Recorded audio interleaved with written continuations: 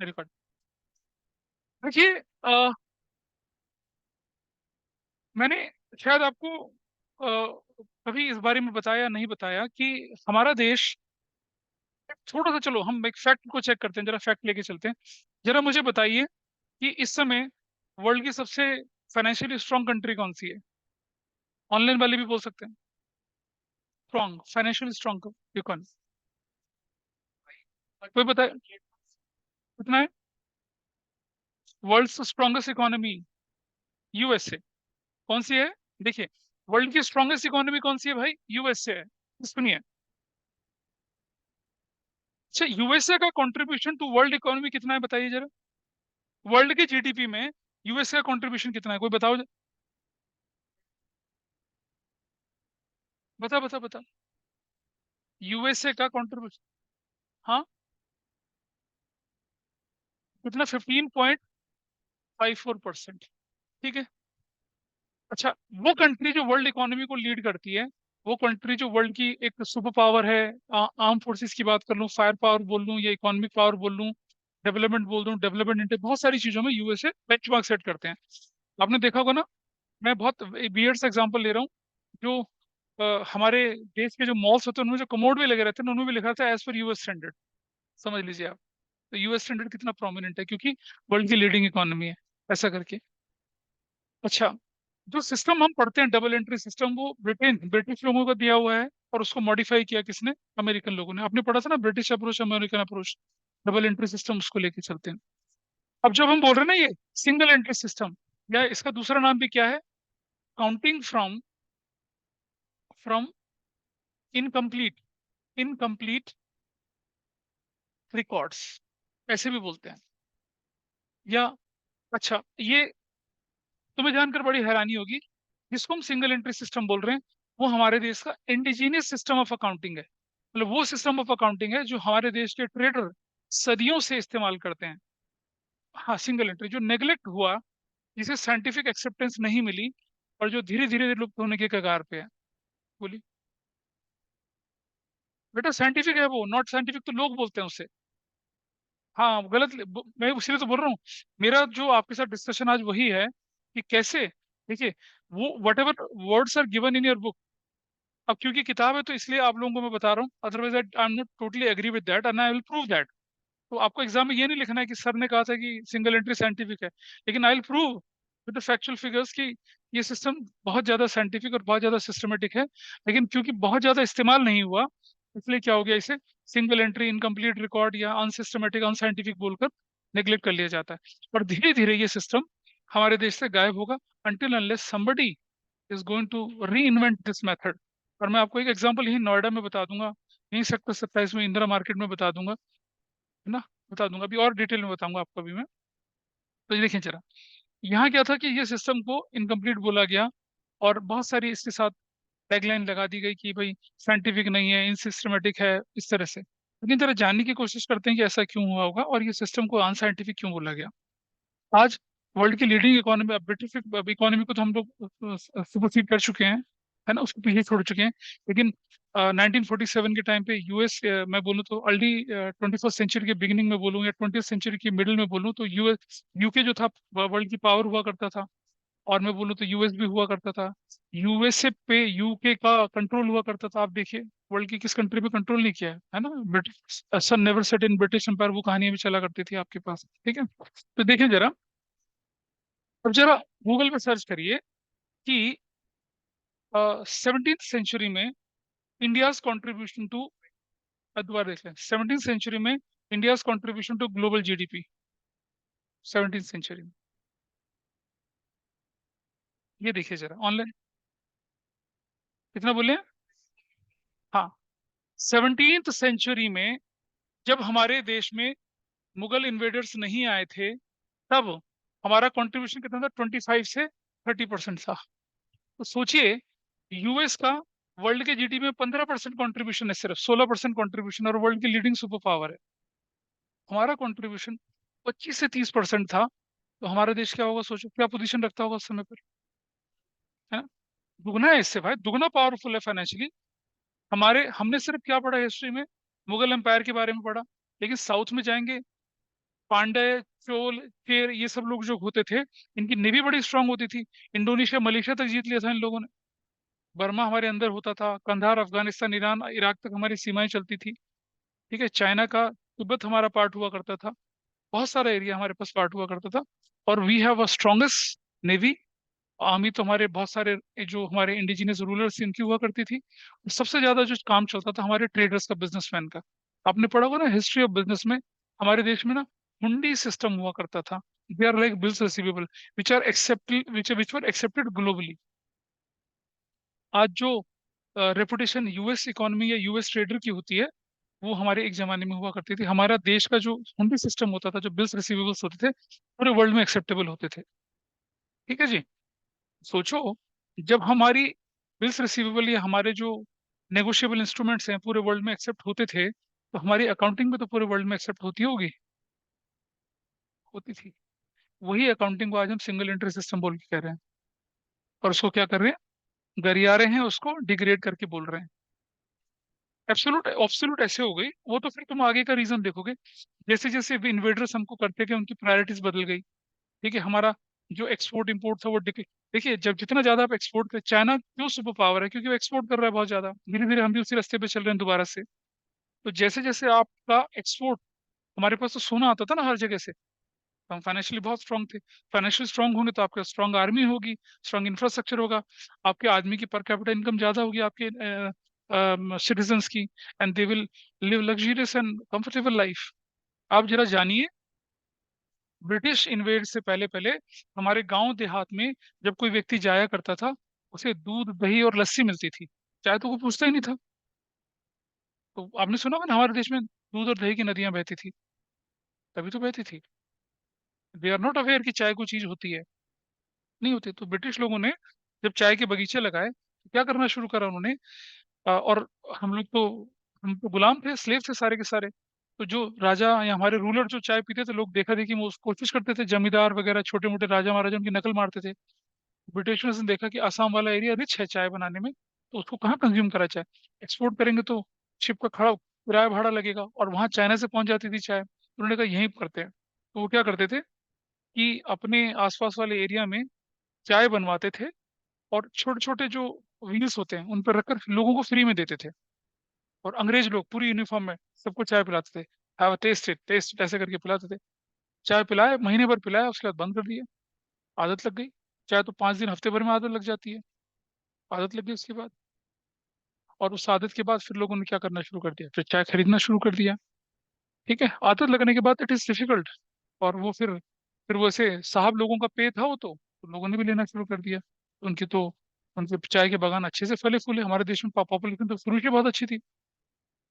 आज सिचुएशन ये है कि किसी गांव देहात में जाएंगे, आपको चाय ऑफर करेंगे, भले दूध ना हो उसमें, है ना। काली चाय पीते हैं लोग, लेकिन पीते हैं, है ना। पानी के अंदर पत्ती डालिए और पी लो चीनी डाल के, ऐसा पीते हैं, लेकिन पीना जरूर है। और आपने देखा होगा ना, रिश्वत के लिए भी क्या बोलते हैं, भाई साहब चाय पानी का खर्चा दे दो। समझ रहे हैं? रिश्वत के लिए भी बोलते हैं चाय पानी का खर्चा। एनीवे, इन सब हिस्टोरिकल एनेक्डोट से बाहर निकलते हैं। तो हमारा सिस्टम बहुत शानदार था, बहुत अच्छा था। और इस सिस्टम की बारीकियां मुझे पता चली जब मैं इधर इंदिरा मार्केट में एक बार एक पूजा पाठ की सामग्री की दुकान है वहां गया था। And then I have seen with that person, वो कंप्यूटर पे भी रिकॉर्डिंग कर रहा था, और अपनी एक लाल रंग की किताब थी उसके अंदर भी एंट्री रिकॉर्ड कर रहा था। तो मैं हमेशा क्यूरियस बंदा रहा हूँ, मैं कुछ भी किसी से पूछ लेता हूँ। सो आई सिंपली आस्क, मैंने कहा भाई साहब ये क्या कर रहे हैं आप? अरे देखो मैं ना अकाउंटिंग कर रहा हूँ। मैंने कहा अकाउंटिंग कर रहे हैं कैसे, मतलब ये तो आप कंप्यूटर पे करते हैं, टेली वेली सिस्टम सब है आपके पास, बड़ा एक्यूरेट है। अरे भाई साहब बिल्कुल सही बात है, लेकिन ये हमारा ना, अ, ये हमारा जो है सिस्टम है, जो मेरे पिताजी ने मुझे सिखाया था,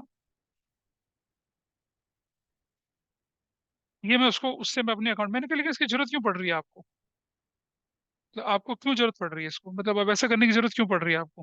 तो बोला कि नहीं नहीं, ये सिस्टम ना, आपकी जो सिस्टम है सो कॉल्ड कंप्यूटर सिस्टम, उससे भी ज्यादा एक्यूरेट है। मैंने कहा ऐसा क्यों भाई?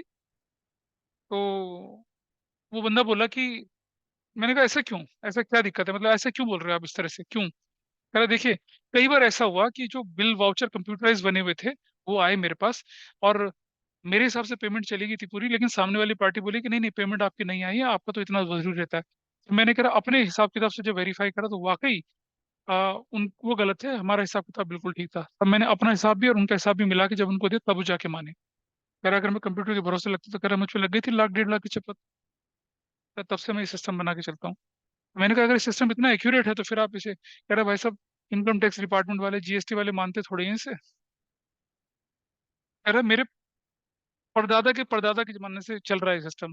बोला मैं बनिया कम्युनिटी का हूँ, हमारे तो परिवार में खानदान में सिस्टम चल रहा है। तो मैंने कहा आपने कंप्यूटर करा? मैंने कंप्यूटर अकाउंटिंग भी सीखे, देखो कंप्यूटर मैं खुद ही तो ऑपरेट कर रहा हूँ। मैं नहीं बुलाता किसी को पार्ट टाइम अकाउंटेंट को कि अकाउंट मैनेजर, मैं खुद बनाता हूँ, मुझे वो भी आता है और ये भी आता है। लेकिन इससे मेरे अकाउंट्स वेरीफाई और चेक हो जाते हैं। तो मैंने कहा जो लोग कहते हैं ये सिस्टम इनकम्प्लीट है, कह रहा सर बेकार की बात है, इससे बढ़िया कह रहा सोचो जो सिस्टम 5,000 2,000 3,000 साल से चला आ रहा है, तो वो सिस्टम इम्प्रोवाइज ही तो हुआ होगा। कह रहा एक पैसे की गलती नहीं निकलती सिस्टम में। तो ही वॉज सेइंग दैट। और मैंने कहा फिर आपके बाद क्या होगा? Then he was very sad. और आप ये ऑनलाइन वाले देख पा रहे होंगे शायद, कैन यू सी दिस? ये बंदा बैठा हुआ है ना, जो दिख रहा है किसी को? यस ये सर। यही यस है वो सर। आदमी। He is the person. ये सेक्टर 27 में इंदिरा मार्केट में दुकान है, ये व्यक्ति है वो। हाँ, क्या चीज? हाँ,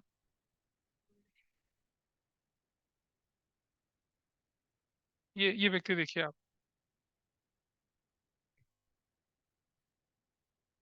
नहीं, ये वाला नहीं है, कमला नगर वाला, सॉरी वो दूसरा वाला बंदा, रुक जाइए, ये कमला नगर वाला आ गया। I just show you. ये रहा। नहीं ये भी नहीं है, इंदिरा मार्केट कहाँ चला गया यार?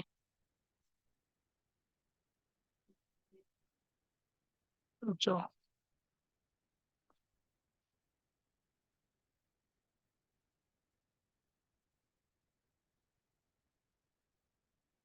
वेट करो, मैं बता रहा हूँ आपको।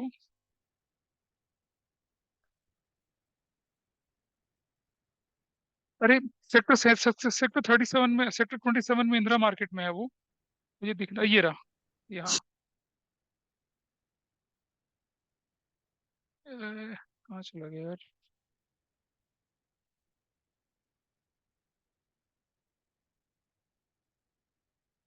ये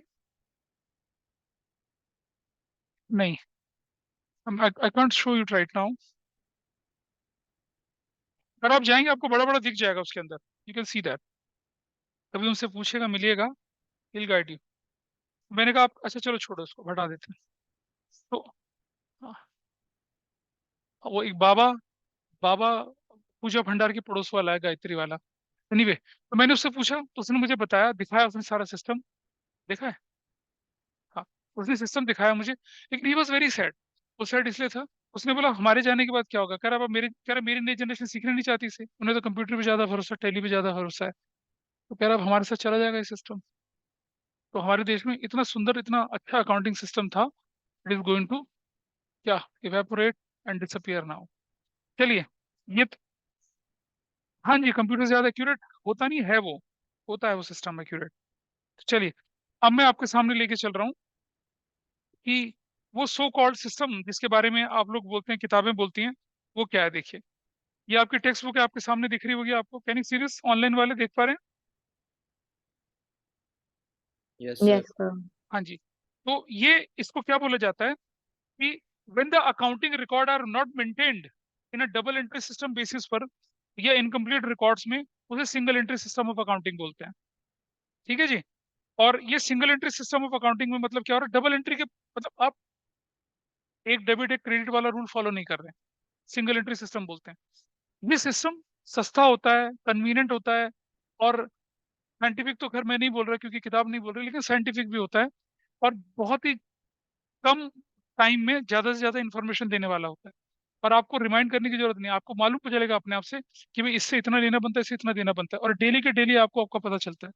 लेकिन ये सिस्टम के साथ एक खराबी होती है कि सिर्फ कैश पे ज्यादा फोकस होता है इनका। तो आप देखें ना, इन्वेंट्री कंट्रोल हो गया या स्टॉक मैनेजमेंट हो गया, इस पर ज्यादा चीजें नहीं चलती हैं। आपका किससे कितना लेना कितना देना है उसका हिसाब किताब पता चलता है। आपके स्टोर में कितना सामान है। अब अच्छा, इसके स्टोर में जब जाएंगे ना, गायत्री वाले में भर भर के सामान भरा हुआ है। तो मैंने कहा भाई साहब आपको कैसे पता चलता है कि आपके पास क्या खत्म होने वाला है, क्या क्या आपके पास ज्यादा है, क्या पड़ा हुआ है? कह रहा सर ये सिस्टम अकाउंटिंग हमें ये भी बता देता है। इसने हर चीज का, जैसे मान लो रुद्राक्ष की माला उसके पास 500 मालाएं पड़ी हुई हैं, 500 माला से कितनी बिकती हैं, ये रोज टैली करके इसका हिसाब बनाता चलता है, कितनी बच जाती हैं, और कितनी और लानी है इसे पता चल जाता है। ठीक है। अदरवाइज आपको बहुत बड़ा कॉम्प्रिहेंसिव सॉफ्टवेयर लेना पड़ेगा। पर सॉफ्टवेयर भी तो इंसान ही बनाता है ना, लेकिन ऑपरेट इंसान करता है।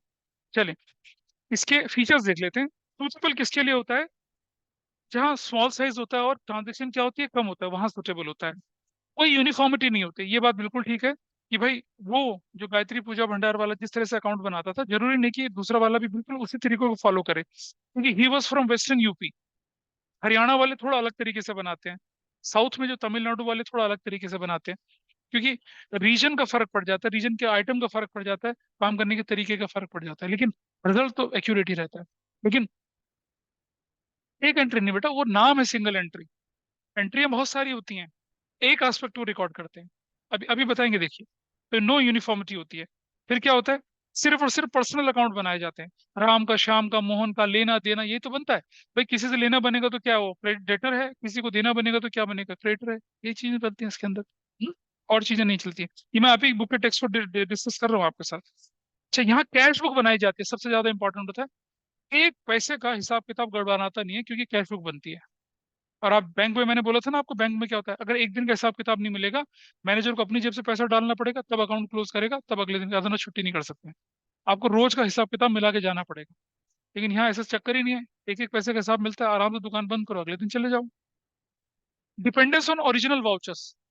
ओरिजिनल वाउचर्स पे ज्यादा डिपेंडेंस है। वाउचर तो आप समझते होंगे ना, documentary evidence happening in case of transaction, उस पर ज्यादा डिपेंडेंस होती है इसकी। ठीक है।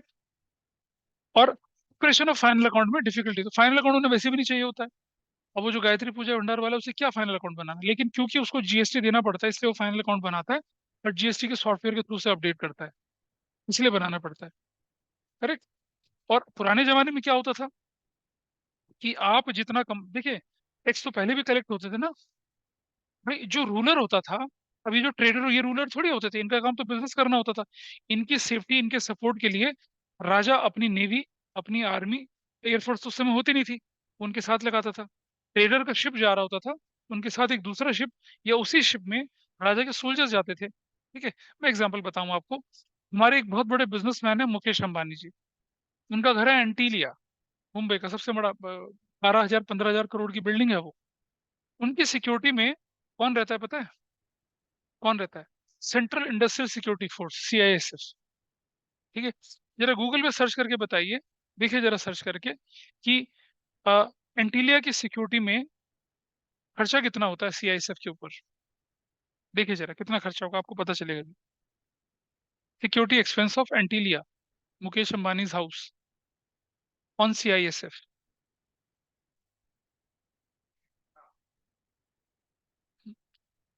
15 लाख।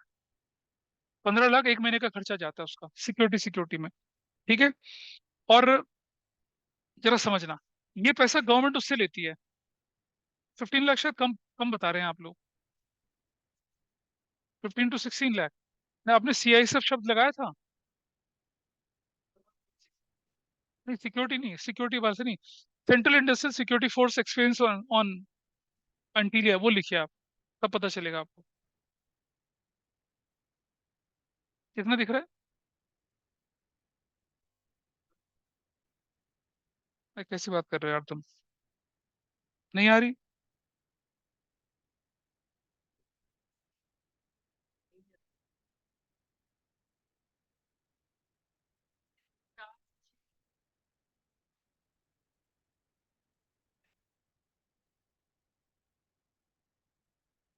कितना दिख रहा है? हाँ जी, बता रहा हूँ, रुक जाओ रुक जाओ। हिंदुस्तान टाइम्स का एक आर्टिकल है यहाँ पर। और 30 से 35 सेंट्रल फोर्सेस के कमांडोज उसके पास रहते हैं।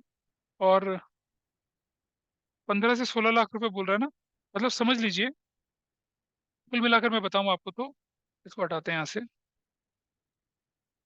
आ, इतना खर्चा वो 15 से 16 लाख, चलो महीने का समझ लीजिए। एक एक जो सोल्जर होता है वहां पर जो खड़ा रहता है, उसकी सैलरी जो रेंज होती है 40-50 लाख से लेकर 70-80 लाख तक, 50-70 थाउजेंड से लेकर 70-80 थाउजेंड तक चली जाती है। Constable, head constable, sub inspector, एक इंस्पेक्टर रैंक का बंदा होता है, उसके कमांड में सारे के सारे। उनके रहने का इंतजाम वो करते हैं, खाने का इंतजाम करते हैं, उनकी सैलरी भी वही भरता है। ठीक है। तो राजा अगर किसी ट्रेडर के शिप पर अपने सोल्जर डालेगा तो क्या करेगा? चैरिटी थोड़ी करेगा। क्या करेगा? उन सोल्जर की सैलरी, उनके वेपन का खर्चा, के खाने का खर्चा किससे वसूलेगा? ट्रेडर से वसूलेगा। बदले में ट्रेडर को क्या मिलता है? सिक्योरिटी मिलती है। आपने देखा ना, सोमालिया के पायरेट ने इंडियन शिप्स को क्या करा था, हाईजैक करने की कोशिश करी थी। इंडियन नेवी ने जाके क्या करा था? मार मार के भगाया सबको। तो यहाँ तो सरकार पैसा नहीं लेती ना, क्योंकि हमारे गवर्नमेंट का सेटअप अलग है। पुराने जमाने में राजा लेते थे सबसे पैसा, पैसा चलता था। तो जब हम बोले ना यहाँ पर कि फाइनल अकाउंट की प्रिपरेशन चल रही है, उस समय पर जो उनके खर्चे होते थे वो सारे के सारे खर्चे, राजा को कितना दिया, ट्रेड रूट पे कितना पैसा लगाया, दूसरे कंट्री में अगर पहुंचे तो वहां के राजा को भी तो उनको नजराना देना पड़ता था ना। ट्रेड नजराने का मतलब जानते हैं? गिफ्ट वगैरह जो होते थे वो देने पड़ते थे, अदरवाइज वो अलाउ ही ना करेंगे। ठीक है। हिस्ट्री में एक बहुत बड़ा ब्लंडर शाहजहां ने किया था। शाहजहां के दरबार में एक ब्रिटिश ट्रेडर आया था, और वो ब्रिटिश ट्रेडर को शाहजहां ने ट्रेड करने की परमिशन ही नहीं दी थी, अलाउ ही नहीं करा था उसको। लेकिन क्या हुआ कि शाहजहां की एक बेटी ना बीमार पड़ी, तो जो हमारे नीम हकीम वैद्य वगैरह थे ना, वो ठीक नहीं कर पाए। उस ट्रेडर के साथ एक डॉक्टर गया था, उसने ठीक कर दिया। इससे शाहजहां बड़ा खुश हो गया और बंगाल में ट्रेड करने की permission they the. And that was the worst mistake in history. उसके बाद तो आप समझ ही रहे हैं क्या हुआ, ऐसा करके। चलिए, इसके एडवांटेजेस भी होते हैं। सिंपल मेथड होता है, लेस एक्सपेंसिव होता है, और छोटे छोटे बिजनेस के लिए सूटेबल होता है। और इसके लिए in depth knowledge of accounting principles की जरूरत नहीं होती है। That you have seen point number 4। And easy to ascertain profit या लॉस। ये आपके लिए आसान हो जाता है। इस चैप्टर में से थ्योरी काफी पूछी जाती है, और प्रैक्टिकल क्वेश्चंस भी आते हैं। आपने देखा होगा, ये थ्योरेटिकल चीजें मैंने नहीं पढ़ाई थी, पीछे भाई लोग एंट्री मस्ती कर रहे हैं इधर। डिसएडवांटेजेस देखिए, कोई बात नहीं, आगे देखिए। ये कह रहे हैं यहाँ पर arithmetical accuracy can't be ascertained, है ना, इनके हिसाब से डिसएडवांटेज है। लेकिन जो मुझसे गायत्री पूजा भंडार के मालिक ने बताया था कि इसकी एक्यूरेसी जो होती है कंप्यूटर से भी ज्यादा शानदार होती है, and he might be correct also. तो लेकिन आपको अगर डिसएडवांटेज बोले तो ये मत बोल देना कि गायत्री गायत्री पूजा भंडार वाला कोई अथॉरिटी नहीं है। You are not suppose to quote him, तो मैं आपके रेफरेंस के लिए कोट कर रहा हूँ उसको। Arithmetical accuracy can not be ascertain, no control on assets. इसमें कैश आना जाना, लेना देना, स्टॉक कितना, वो पता चलता है। लेकिन आपकी एसेट्स की एक्चुअल मार्केट वैल्यू क्या चल रही है, डेप्रिशिएबल वैल्यू क्या चल रही है, उसके बारे में कोई इन्फॉर्मेशन नहीं होती है। ठीक है। और आगे चलते हैं थोड़ा सा। Correct profit and loss can not B determined, ये कह रहे हैं क्योंकि आपकी अकाउंटिंग के सारे एस्पेक्ट नहीं कवर कर रहे हैं ना आप लोग, तो इनके हिसाब से इससे करेक्ट प्रॉफिट एंड लॉस का पता लगाना भी बड़ा मुश्किल है। बोलिए बेटा। देखो, फ्लॉ तो ये ऑथर जो है लिटरेचर है, क्योंकि आपके सिलेबस में इस तरह से प्रेजेंट किया गया इसलिए है। फ्लॉज तो होंगे ना, हजारों साल से। हाँ, होता था, उसमें भी होता था।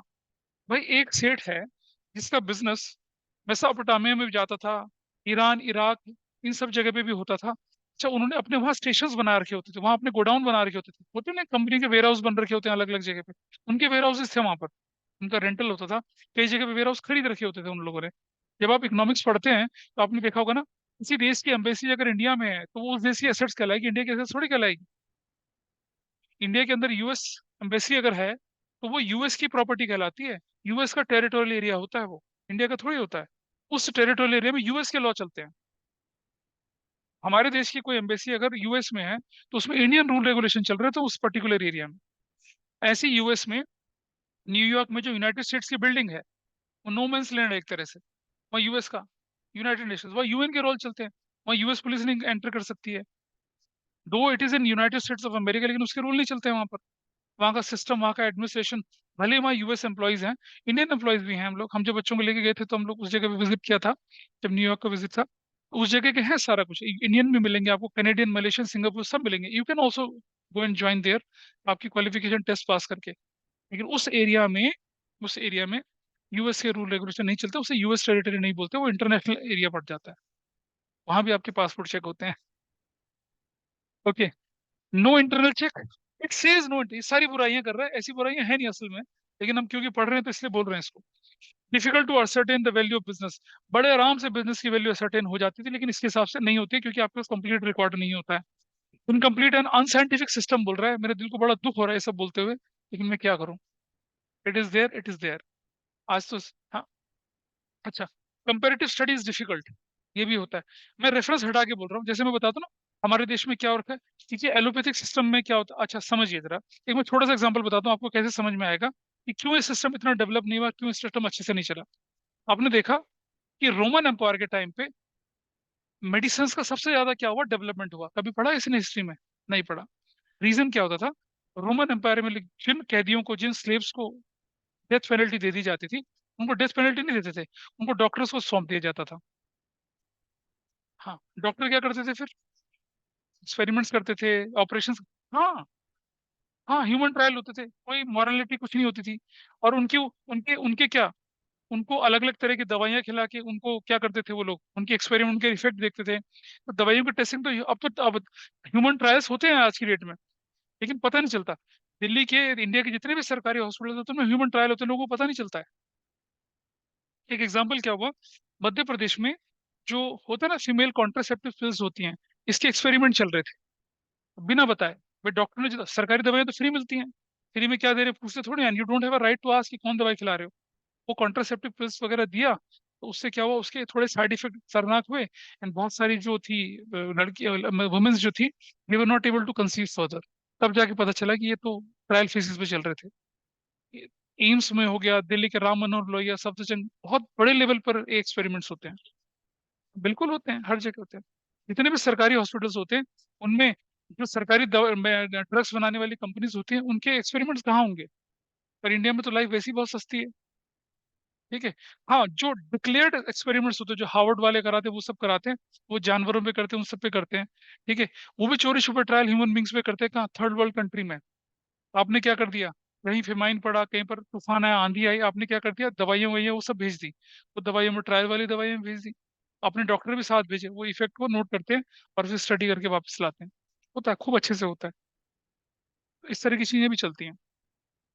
एनीवे, तो एलोपैथिक का जो डेवलपमेंट हुआ सारा का सारा, वो किसकी वजह से हुआ? क्योंकि रोमन एम्पायर ने खूब सारे मतलब स्लेव्स दिए, खूब सारे लाइव ह्यूमन एक्सपेरिमेंट्स करने के लिए दिए। जिंदा आदमी की खोपड़ी फाड़ के उसके सर्जरी देखा करते थे, जिंदा आदमी का फाड़ के, क्योंकि वो उनके हिसाब से तो मरा हुआ है, कितने भी ब्रूटल होंगे, और डॉक्टरों को कोई फर्क नहीं पड़ता इस चीज से, वो तो रोज ही काटते हैं।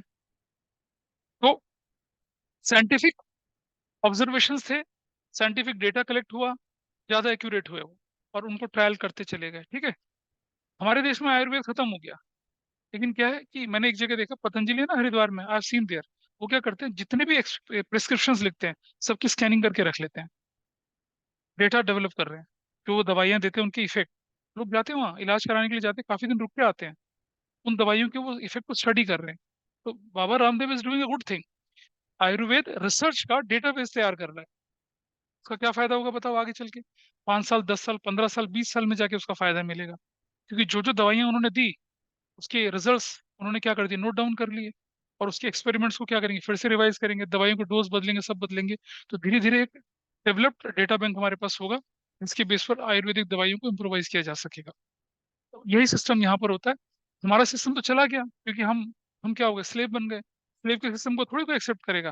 ब्रिटिश सिस्टम ने हमारे सिस्टम को टेक ओवर कर लिया। अमेरिकन सिस्टम क्योंकि अच्छा था, इसलिए हमने खुद टेक ओवर कर लिया उसको। इसलिए हमारे सिस्टम के एक्सपेरिमेंट्स, रिसर्च, उसके जो विंग्स बढ़ने थे, उसकी जो ब्रांचेस बढ़नी थी, वो सारी की सारी खत्म हो गई। And we are studying this chapter in this pathetic way. ये आपके पास था। चलो थोड़ा सा आगे चलते हैं और देखें जरा। आइए जरा देखिए, इस पर डिफरेंस है, डिफरेंस 3 नंबर का क्वेश्चन आपके एग्जाम में आता है, तो प्लीज समझिए। जब भी आपके पास डिफरेंस का क्वेश्चन आएगा, you have to write the difference in tabular form, जैसे जैसे आपकी बुक में दे रखा है। क्या दे रखा है? Basis of difference, double entry system, single entry system. चलिए, एस्पेक्ट्स ऑफ अ ट्रांजेक्शन, यहाँ दोनों एस्पेक्ट्स कवर करे जाते हैं, यहाँ सिर्फ एक एस्पेक्ट रिकॉर्ड होता है। अकाउंट्स मेंटेन, यहाँ पर्सनल, रियल, नॉमिनल तीनों तरह के अकाउंट बनते हैं, वहां सिर्फ पर्सनल और रियल अकाउंट बनते हैं। कौन से अकाउंट बनते हैं? ज्यादातर पर्सनल बनते हैं, और रियल अकाउंट का मतलब कैश, वो बनता है। पर्सनल अकाउंट बनेंगे और क्या बनेगा, कैश अकाउंट बनेगा। This fine. ट्रायल बैलेंस, यहाँ ट्रायल बैलेंस बनता है, यहाँ ट्रायल बैलेंस नहीं बन सकता, क्योंकि आपके पास लेजर नहीं है, लेजर की क्लोजिंग नहीं है। प्रॉफिट और लॉस, यहाँ क्या होता है, profit and loss properly accurately दिख सकता है, यहाँ भी दिखता है प्रॉफिट एंड लॉस, लेकिन उतना एक्यूरेट नहीं होता है। Financial position, correct financial position पता चलती है डबल एंट्री सिस्टम में, सिंगल एंट्री में नहीं पता चलती है। किससे लेना किससे देना ये पता चलता है, कैश कितना जाएगा वो पता चलता है, बस। ठीक है। Adjustments, under this system adjustments करे जाते हैं, याद है ना, फाइनेंशियल स्टेटमेंट विद एडजस्टमेंट पड़ा था। यहाँ एडजस्टमेंट्स जो होते हैं, नहीं, क्योंकि यहाँ पर बैलेंस शीट नहीं बनाई जाती, इसलिए एडजस्टमेंट्स करना आपके लिए पॉसिबल नहीं होता है। अगर होता है तो छोटे मोटे एडजस्टमेंट्स होते हैं। यूज, ये सब तरह के बिजनेस यूज करते हैं, या छोटे बिजनेसमैन जहां पर कैश होता है उसको इस्तेमाल करते हैं। और authenticity, court double entry system को ऑथेंटिक मानता है, सिंगल एंट्री को ऑथेंटिक नहीं मानता है। ठीक है जी। आज भी अगर आप किसी सरकारी डिपार्टमेंट में कोई मेडिकल लगाओगे तो वो एमबीबीएस डॉक्टर का मांगता है। आप किसी आयुर्वेदाचार्य का मेडिकल सर्टिफिकेट लगाओगे, नहीं मानेंगे उसको। बीएमएस डॉक्टर का मेडिकल सर्टिफिकेट लगाएंगे, नहीं लगाएंगे। ठीक है। वो बोलता है कि medical certificate must be issued from a registered medical practitioner under Indian medical association, या यूपी मेडिकल काउंसिल या दिल्ली मेडिकल काउंसिल। और वो सब कब मिलती है? जब आप एमबीबीएस होते हैं, अदरवाइज नहीं मिलता। बीएमएस वालों को नहीं देते लोग, उनके पे प्रोफाइल सारे बहुत कम होते हैं। चलिए, अब जरा सीखें। इस मेथड में आप प्रॉफिट दो तरह से निकालते हैं। एक होता है स्टेटमेंट ऑफ अफेयर्स मेथड, और एक होता है कन्वर्जन मेथड। कन्वर्जन का मतलब क्या? सिंगल एंट्री को किस में कन्वर्ट करना? डबल एंट्री में करना। और ये सबसे मुश्किल टॉपिक अकाउंटिंग का हुआ आता है।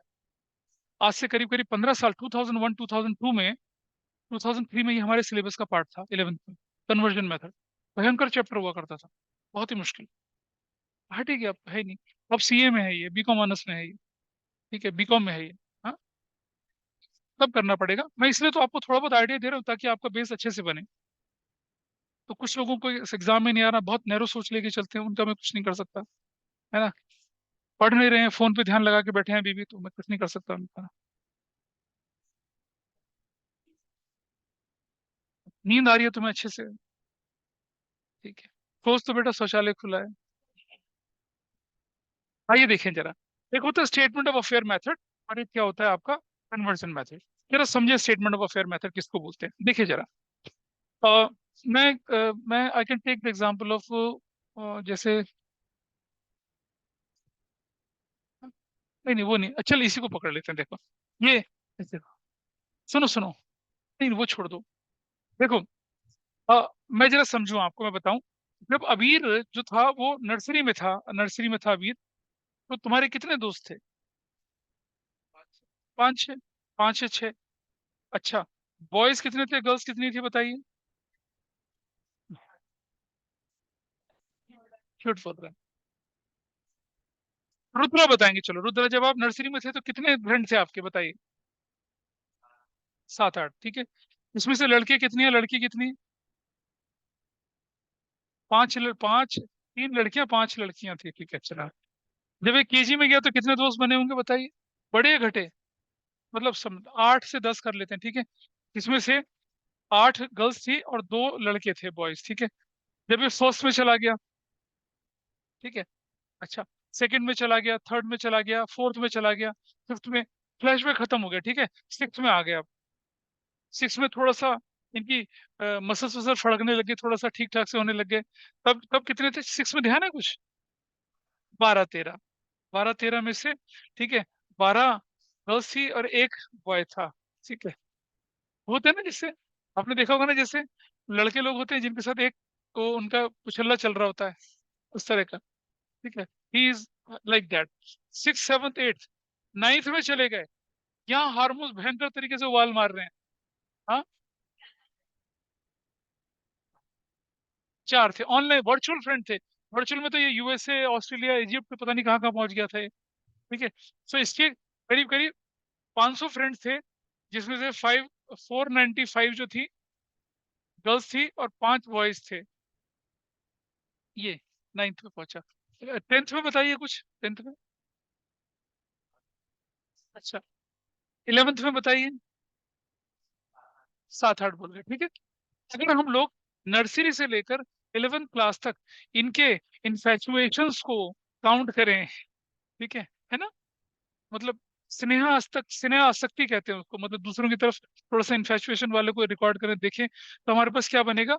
और सुनो, अरे जाने देना रिकॉर्डिंग में, तो सुनो, उन उस स्नेह आसक्ति को हम शब्द क्या बोलते हैं? फेयर्स बोलते हैं उनको, ठीक है। तो अगर हम बचपन से लेकर और 11th क्लास तक देखें तो क्या बनेगा? हाँ, कितने समझदार बच्चे हैं लोग। क्या बनेगा? स्टेटमेंट ऑफ अफेयर्स बनेगा। तो जब आपके टीचर पूछें कि what is statement of affairs, मतलब मैडम रुको, लेट मी काउंट। हाँ, क्या ये ठीक है। हाँ, ये लिख क्या होगे? नहीं, बुलशिट है, फालतू की बात थी ये सब। ऐसा कुछ नहीं है, क्योंकि अफेयर सुन के लोगों के कान खड़ते हैं सच्ची में। अच्छा, वो अफेयर तो नहीं पढ़ रहे कहीं हम लोग? नहीं, सॉरी टू डिसअपॉइंट यू, हम वो अफेयर नहीं पढ़ रहे हैं। ये तो भद्दा मजाक था। सॉरी बेटा, है ना? ये कर रहे थोड़ी देर के लिए मैं खुश हो गया था। I was happy with 549 5 and 5। क्या कर रहा था? उल्टे में ज्यादा खुश है। वो कहते हैं ना, नहीं नहीं नहीं, वो कहते हैं ना अंगूर खट्टे हैं इसलिए ज्यादा खुश था। कोई दिक्कत नहीं बेटा, कोई दिक्कत नहीं, चलो कोई बात नहीं, आएगी तुम्हारी जिंदगी में, बाहर आएंगी, डोंट वरी।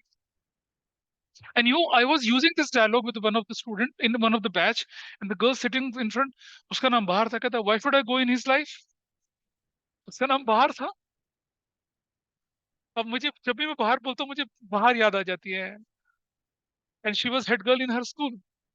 हाँ, तो चलिए, अब हमारे पास जो मेथड आया उसे कहते हैं स्टेटमेंट ऑफ अफेयर्स मेथड। अब ये स्टेटमेंट ऑफ अफेयर्स वो अफेयर्स नहीं है जो मैंने थोड़ी देर पहले आपको वाहियात तरीके से बताया था, बिल्कुल नहीं था, वो नहीं है। It is something different. कैसे, जरा जानते हैं। इस मेथड में हम क्या करते हैं, छोटे से तरीके से अपनी अकाउंटिंग को करने की कोशिश करते हैं। स्टेटमेंट ऑफ अफेयर्स में दो चीजें आती हैं आपके पास। एक statement of affair at the beginning of the year, statement of affair at the end of the year, ऐसा निकालते हैं आप। और एक statement of profit and loss निकालते हैं, मतलब अकाउंट जैसी कोई चीज नहीं बनाते हैं इसके अंदर आप।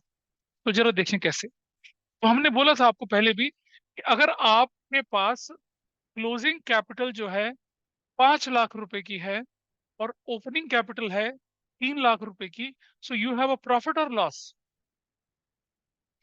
बताइए, कैसे पता लगाया? क्लोजिंग माइनस ओपनिंग करके लगाया, लगाया ना आपने। तो आपने बोला कि प्रॉफिट जो है वो कैसे निकलता है, क्लोजिंग कैपिटल माइनस कर दूं मैं क्या, ओपनिंग कैपिटल, तो ऐसे निकलता है। और याद करिए, बचपन में मैंने, मतलब बचपन नहीं, मतलब 11वीं के शुरू में मैंने एक फॉर्मूला सिखाया था आपको। क्लोजिंग कैपिटल में क्या जोड़ते हैं? ड्राइंग्स, प्लस क्या करते हैं, इंटरेस्ट ऑन ड्राइंग्स। ठीक है। ओपनिंग कैपिटल में क्या माइनस करते हैं, एडिशनल कैपिटल, और माइनस क्या करते हैं, इंटरेस्ट ऑन कैपिटल। तो भी हमारे पास फॉर्मूला निकल आता है। याद करो, फाइनेंशियल स्टेटमेंट विदाउट एडजस्टमेंट में ये चीज सिखाई थी आपको, अकाउंटिंग क्वेश्चन में भी था। और फाइनेंशियल स्टेटमेंट विदाउट एडजस्टमेंट भी इस तरह की चीज हम लोगों ने थोड़ा थोड़ा पढ़ी थी, नहीं पढ़ी थी, ये हमने चीज अकाउंटिंग क्वेश्चन में था, मोरलेस में बोलूँ तो। ठीक है। अच्छा, अब ये तो क्या हो गया आपके पास, एक सेंटेंस की फॉर्म में आ गया। तो हम यहाँ क्या करते हैं, मैं बना रहा हूँ आपके सामने क्या, statement of profit and loss. ठीक है। एज ऑन, ये कर दिया आपने, बना दिया। और देखो कैसे दिखाते हैं इसको, इस तरह से दिखाते हैं, रुपीस, और यहाँ लिख दिया क्या, पर्टिकुलर्स। और कुछ नहीं करना है आपने, एक सिंपल सा तरीका होता है। आपने लिखा है यहाँ पर क्लोजिंग कैपिटल, आपने लिखा है यहाँ पर closing capital, you will put value here. आप करेंगे प्लस में क्या, drawings, you will put it here. आप प्लस करेंगे क्या, interest on drawings, you will put it here. इसको आप यहाँ लिख देंगे। ठीक है जी। माइनस करेंगे क्या, ओपनिंग कैपिटल, और उसको इधर लिखेंगे, लेकिन put that in bracket. Minus करेंगे क्या, एडिशनल कैपिटल, इधर लिखेंगे, और पुट दैट इन ब्रैकेट। और माइनस करेंगे क्या, interest on cap. Interest on capital की क्वेश्चन आपके सिलेबस में शायद न दे, लेकिन अगर स्कूल के टीचर ने पेपर मुश्किल बनाया तो जरूर से देंगे ऐसे। और ये फिगर यहाँ लिख दी। अब मुझे बताइए कि अगर ये ज्यादा और ये कम, तो क्या हो जाएगा आपके पास, प्रॉफिट। और अगर ये नेगेटिव हो जाए तो क्या बोलेंगे उसको, लॉस बोलेंगे। ये होता है determination of profit and loss through a statement. क्या बोलते हैं, statement of profit and loss बोलते हैं इसको, है ना? बहुत मुश्किल काम है ये करना। ठीक है। यही वाला पार्ट आपके सिलेबस में है। इसी से रिलेटेड क्वेश्चंस हम लोग देख के चलेंगे आपको भी, है ना? फिर धीरे धीरे इसके अंदर इंफॉर्मेशन कुछ दे के और कुछ हाइड करके क्वेश्चन की कॉम्प्लेक्सिटीज को बढ़ा दिया जाता है। अपना एग्जाम्पल 1 देखिए अपनी बुक में, फटाफट से एग्जाम्पल 1 देखिए जरा। क्या ऑनलाइन में सबको समझ में आया क्या करा मैंने ये प्रेजेंटेशन? ये सिर्फ इसको प्रेजेंट करा एक मीनिंगफुल तरीके से, एक स्टेटमेंट की फॉर्म में प्रेजेंट करा, देख रहे हैं? बुक में हल्का सा बदल रखा है, लेकिन मैं उसको नहीं बदलूंगा, मैं इसी तरीके से करके दिखा रहा हूँ, सारे कुछ इस तरीके से करके दिखाऊंगा। जस्ट सी इलस्ट्रेशन नंबर 1, आपकी बुक की इलस्ट्रेशन दिखा रहा हूँ मैं। सर आपने ड्राइंग्स को ऐड क्यों किया हुआ है? बेटा आपको याद है? अच्छा चलो ठीक है, अब एक बच्चे ने पूछ ही लिया। एक बच्चे ने पूछ लिया कि ड्राइंग्स को ऐड क्यों किया हो, तो मैं जरा आपको रीजन समझा देता हूँ, जो कि मैंने अकाउंटिंग क्वेश्चन के टाइम पे समझाया था, पर कुछ लोग नहीं थे तो वो लोग सीख लें। इधर देखो जरा सब लोग, फाइनल अकाउंट याद है क्या करते थे? ओपनिंग कैपिटल, ओपनिंग कैपिटल, देखो जरा ध्यान देखना शुभांगी, ऐसे लिखते थे, प्लस करते थे क्या एडिशनल कैपिटल, याद है शुभांगी कुछ करते थे अभी? Yes sir. प्लस करते थे इंटरेस्ट ऑन कैपिटल, ठीक है, प्लस करते थे क्या प्रॉफिट, माइनस करते थे क्या, देखो ड्राइंग्स, माइनस करते थे क्या इंटरेस्ट ऑन ड्राइंग्स करते थे। यस क्या सर। निकल आता था, क्या निकल आता था, क्लोजिंग कैपिटल निकल आता था, निकल आता था ऐसे। अब इसको मैं ऐसे लिखूं अगर, opening capital plus additional capital plus interest on capital minus, minus कर दूं मैं क्या, plus plus plus profit minus, minus कर दूं मैं क्या ड्राइंग्स, माइनस कर दूं इंटरेस्ट ऑन ड्राइंग्स, और इंटरेस्ट ऑन ड्राइंग करके और क्या आ जाएगा मेरे पास, क्लोजिंग कैपिटल ऐसे आ जाएगा। देख लो, इसको इसको ऐसे लिख दिया, कोई दिक्कत तो नहीं है? डोंट राइट दिस, सर समझिए, कोई दिक्कत तो नहीं है? अब मैं प्रॉफिट को यही रहने देता हूँ, बाकी सबको उधर भेज देता हूँ, तो क्या होगा जरा देखिए, तो क्या होगा, प्रॉफिट को यही रहने दिया, उधर गए तो क्या दिखेगा, क्लोजिंग कैपिटल दिखेगा, ड्राइंग को जोड़ दो, प्लस इंटरेस्ट ऑन ड्राइंग्स को जोड़ दो, और माइनस क्या कर दो, ओपनिंग कैपिटल, माइनस कर दो क्या एडिशनल कैपिटल, माइनस कर दो क्या इंटरेस्ट ऑन कैपिटल। तो शुभांगी ये वो चीज है ओके सर। जो मैंने अकाउंटिंग इक्वेशन में समझाई थी। अगर सिर्फ ओपनिंग कैपिटल क्लोजिंग कैपिटल हो तो closing minus opening is profit, लेकिन अगर एडिशनल कैपिटल भी है, ड्राइंग्स भी है, इंटरेस्ट ऑन कैपिटल भी है, इंटरेस्ट ऑन ड्राइंग्स भी है, तो बड़ा फॉर्मूला लगेगा। और उस फार्मूले को उठा को किस शेप में ले आया मैं, स्टेटमेंट ऑफ प्रॉफिट लॉस की शेप में लिया, काम हो गया। अब आप अपनी बुक का एग्जाम्पल नंबर 1 देखिए, can you see this example number 1? आइए देखते हैं। अच्छा, ये आपके सामने स्टेटमेंट ऑफ प्रॉफिट लॉस दिख रहा है, एज वन की जगह डाल दीजिए for the year ended, for the year ended, ऐसे करके। Can you see this? वही क्लोजिंग कैपिटल ऐड ड्राइंग कर दिया, फिर लेस एडिशनल कर दिया, एडजस्टेड कर दिया, कैपिटल इन द बिगनिंग कर दिया, प्रॉफिट एंड लॉस दे दिया। मैंने उसको थोड़ा सा फॉर्मेट का स्ट्रक्चर बदल दिया, लेकिन मैंने interest on capital, interest on drawing भी दे दिए। जनरली एक क्वेश्चन में है, बाकी क्वेश्चन में ये सब नहीं दिखेगा, तो अगर इंटरेस्ट ऑन कैपिटल होगी तो लिखेंगे, नहीं तो नील कर देंगे उसको, ठीक है। एग्जाम्पल देखिए नीचे आपके सामने। अच्छा, एक और चीज है, स्टेटमेंट ऑफ अफेयर्स जो होता है ना, जब हम बोलते हैं ना बैलेंस शीट, तो ये statement of affair in the beginning, statement of affair in the end, ये बैलेंस शीट जैसे बैलेंस शीट का रेप्लिका होता है, उससे अलग कुछ नहीं होता है। अभी जब इसका ये चीज मैं थोड़ा सा बाद में बताऊंगा, पहले इससे रिलेटेड क्वेश्चन देख लेते हैं नीचे, ये देख ही लेते हैं ऊपर। ये रहा देखिए, कैपिटल ओपनिंग दे रखी है, कैपिटल क्लोजिंग दे रखी है, ड्राइंग्स दे रखी है, और क्या दे रखी है, कैपिटल एंटिटीज दे रखी है आपके सामने एग्जाम्पल 1 में। बेटा दीदी के पास देख लो ना, किताब है। अच्छा, ठीक है, ये रखा एग्जाम्पल 1 आपके पास। तो चलो मुझे बताइए, what is closing capital in your question, बताइए व्हाट इज क्लोजिंग कैपिटल। 33,800। चलो अगला आइटम बताइए क्या दे रखा है, ड्राइंग्स, ड्राइंग्स कितने की है, 9600 की। अगला आइटम बताइए, नील है, चलो ठीक है। अगला आइटम बताइए, 30,400 की है। और अगला आइटम बताइए, 4,000 की। अगला आइटम बताइए, नील।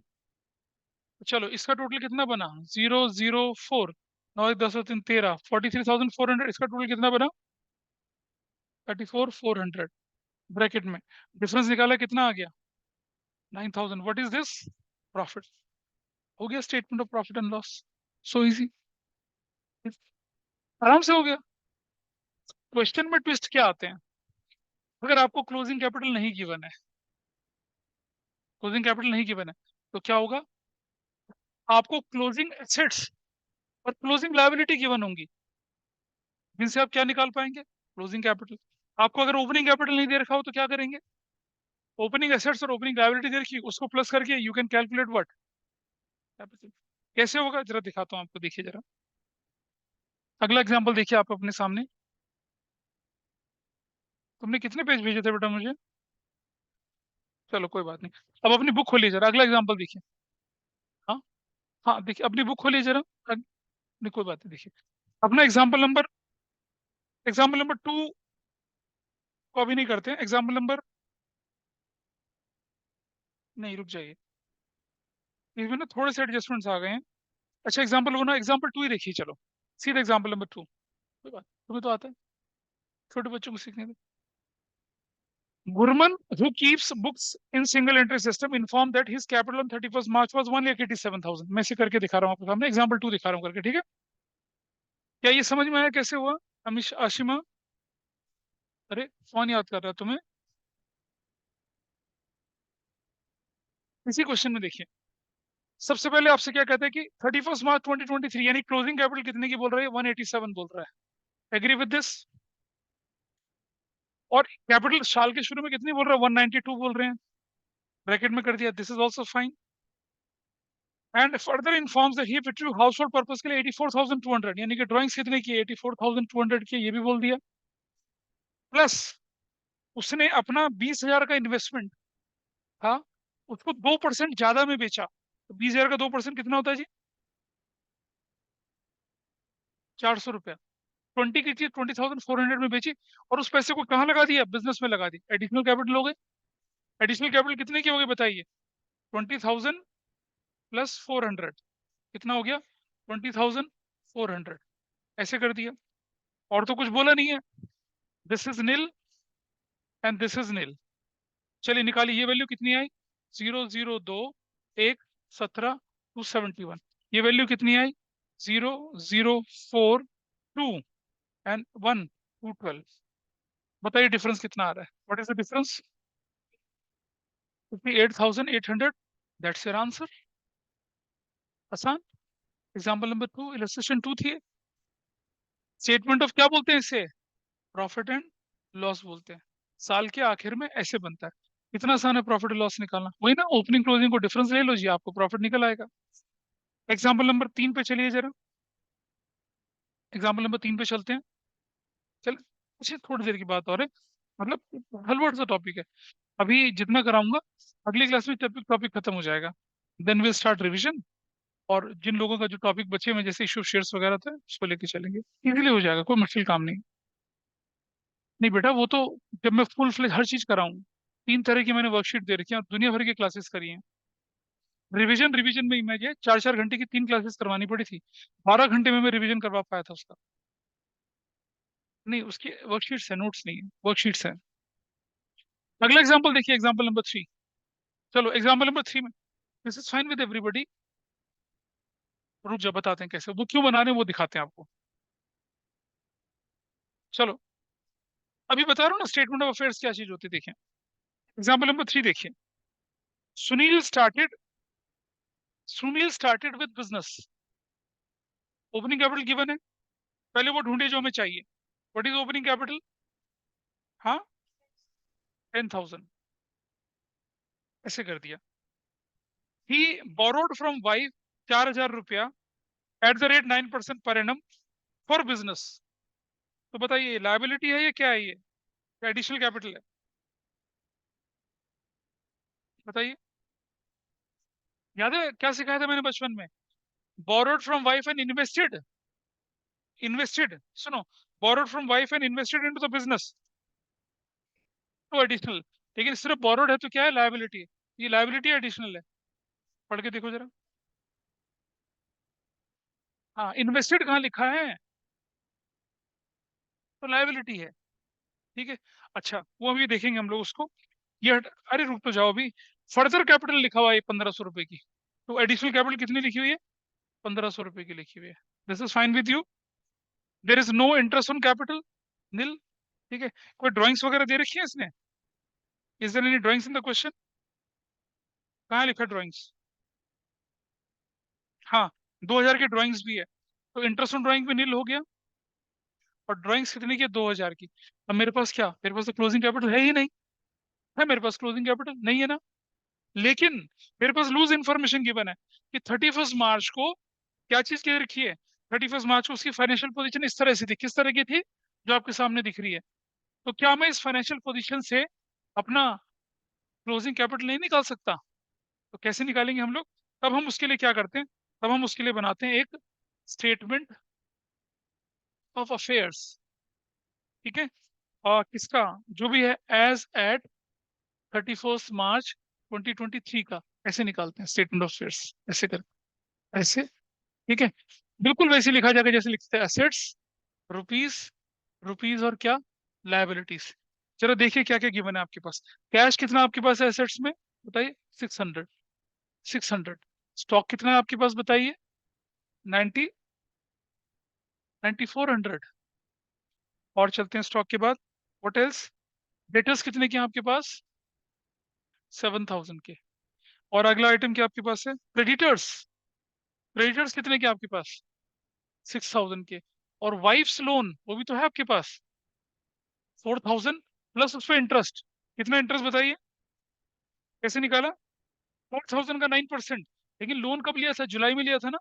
तो साल के आखिर में जो लोन है और इंटरेस्ट दोनों तो लाइबिलिटी बनेंगी, तो कितना इंटरेस्ट बनेगा बताइए? 4000 का 9/100। और कब लिया था लोन? वो जुलाई में, यानी कि 9/12। तो कितनी वैल्यू आ जाएगी बताइए? 270। तो 270, 4270। अब आप सब जानते हैं ना, total of assets minus total of liability, total of external liability is equal to capital होता है। इसका टोटल करिए कितना आता है? 17,000। इसका टोटल 17,000। माइनस करूं कितना आएगा वैल्यू बताइए? 6730। ये कहलाएगी क्या? कैपिटल। क्या कहलाएंगी? Capital closing. और ये क्या है हमारे पास? Balancing figure. तो अब क्लोजिंग कैपिटल को कहाँ लिखूंगा मैं? 6730 यहाँ लिखूंगा। This total is 8730। This total is 11,500। अब मुझे पता है नेगेटिव ज्यादा है पॉजिटिव ज्यादा, तो क्या बोलेंगे इसको? Loss. What is the loss? 2770। That's your answer. अब मुझे बताइए, अगर इस क्वेश्चन में ओपनिंग कैपिटल भी ना दे रखी होती, हाँ, सुनो सुनो, अगर ओपनिंग कैपिटल भी ना दे रखी होती और ओपनिंग की लूज इंफॉर्मेशन होती तो क्या करता? हाँ, जरा देखिए, इलस्ट्रेशन नंबर 4 देखिए जरा अपने पास। इलस्ट्रेशन 4 देखिए अपने पास, बुक में देखिए प्लीज सब लोग। Can you see this? आपको सारी इंफॉर्मेशन गिवन है, ना ओपनिंग कैपिटल गिवन है ना क्लोजिंग कैपिटल गिवन है। पहले ये बनाएंगे, जो इन्फॉर्मेशन होगी डाल देंगे, जो नहीं होगी उसे वर्किंग नोट में क्या करेंगे? कैलकुलेट कर लेंगे। इतना सा काम है आपके पास। आपको क्या करना है अब? इसके ये जो इलस्ट्रेशन 1 2 3 4 है ना, इनको करना है। और इलस्ट्रेशन नंबर 5 भी करना है। 6 भी करना है। बस 6 इलस्ट्रेशन करनी है ना? एक्सरसाइज की क्वेश्चन दे दें इनको, छोटे बच्चों को?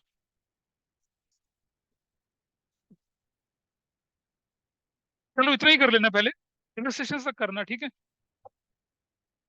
तो नेक्स्ट क्लास में इसका बचाव पार्ट करके हमारा चैप्टर खत्म हो जाएगा। ठीक है। So I am winding the class now. किसी को डाउट हो तो बताइए। अरे ऑनलाइन में कोई बोलेगा? नहीं। चलो ठीक है।